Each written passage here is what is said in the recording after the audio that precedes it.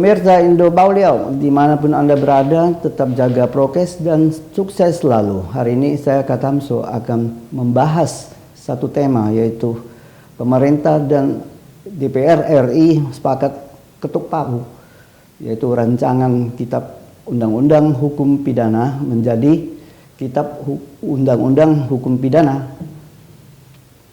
Sebelum menjalankan rancangan KUHP ini, ada baiknya kita kilas balik dahulu Kitab Undang-Undang Hukum Pidana atau KUHP yang selama ini digunakan masyarakat Indonesia dalam kehidupan sehari-hari.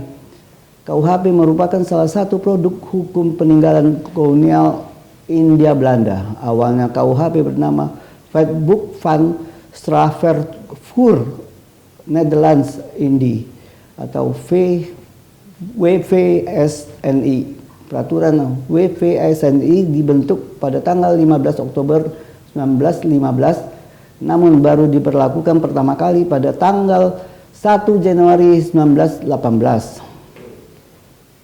Setelah Indonesia merdeka tanggal 17 Agustus 45, para pendiri bangsa Founding Father mencoba untuk merumuskan hukum pidana yang akan diberlakukan di Indonesia sebagai negara yang berdaulat.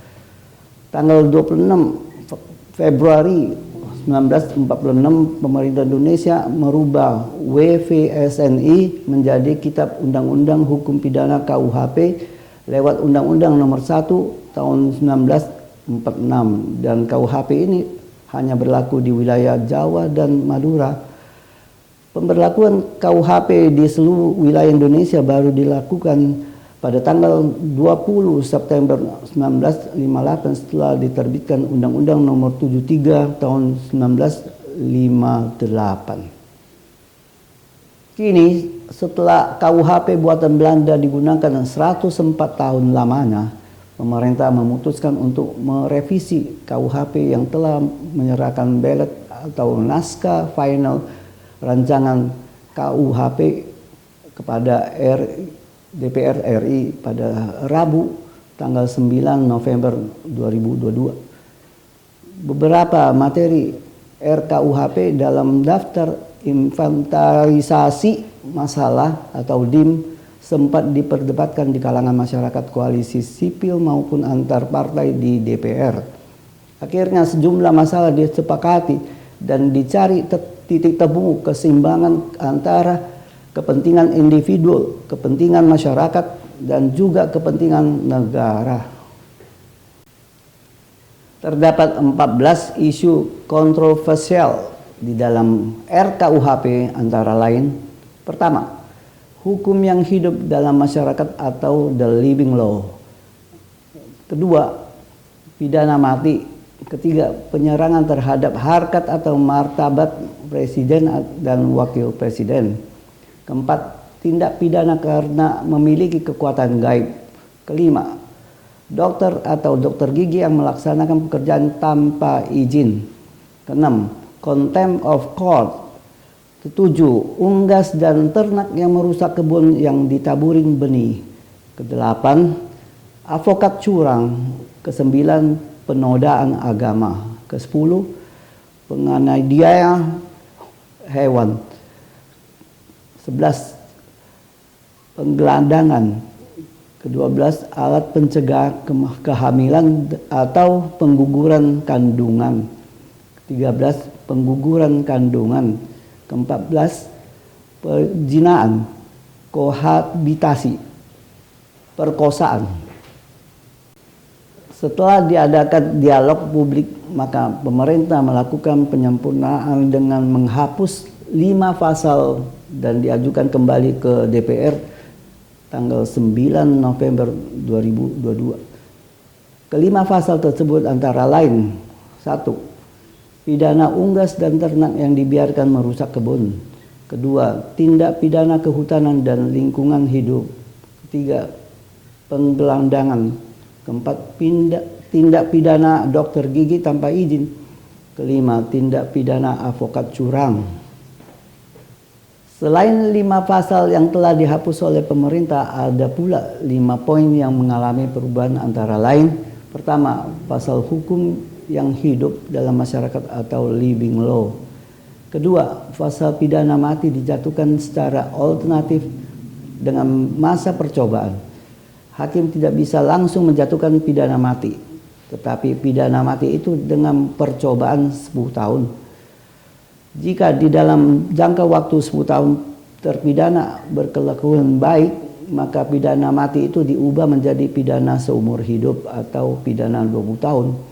Ketiga, pasal pencemaran nama baik dan penghinaan di dalam Undang-Undang Informasi dan Transaksi Elektronik atau UU ITE.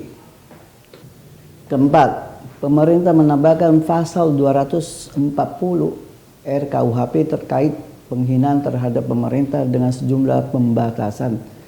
Penghinaan terhadap pemerintah dalam pasal tersebut terbatas pada lembaga kepresidenan, sedangkan penghinaan terhadap lembaga negara hanya terbatas pada lembaga legislatif yaitu DPR, MPR, dan DPD, serta lembaga yudikatif yaitu Mahkamah Konstitusi dan Mahkamah Agung. Kelima, pencemaran nama baik.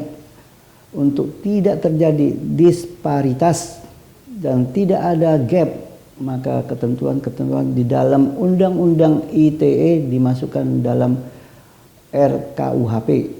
Tentunya dengan penyesuaian dan mencabut ketentuan-ketentuan pidana khususnya pasal 27 dan 28 yang ada dalam Undang-Undang ITE. Pada saat draft RKUHP pertama kali diajukan oleh pemerintah ke DPR, terdapat 632 pasal. Tetapi setelah melalui rapat dengar pendapat dengan DPR dan memperoleh masukan dari koalisi masyarakat sipil, pemerintah merevisi draft final RKUHP menjadi 627 pasal berdasarkan draft RKUHP versi 9 November 2022. Berdasarkan pengamatan Indo Pauliau, minimal terdapat 10 pasal yang masih ditentang oleh masyarakat sipil dan kalangan dunia usaha. Antara lain, 1. Pasangan yang bukan suami istri apabila check-in di hotel bakal terancam penjara. Kedua, penghinaan presiden. Ketiga, penghinaan lembaga negara dan pemerintah. Keempat, contempt of court. Kelima, penyebaran Marxisme dan Leninisme. Keenam, alat pencegah kehamilan atau kontrasepsi. Ketujuh, tindak pidana aborsi. Kedelapan, tindak pidana kohabitasi.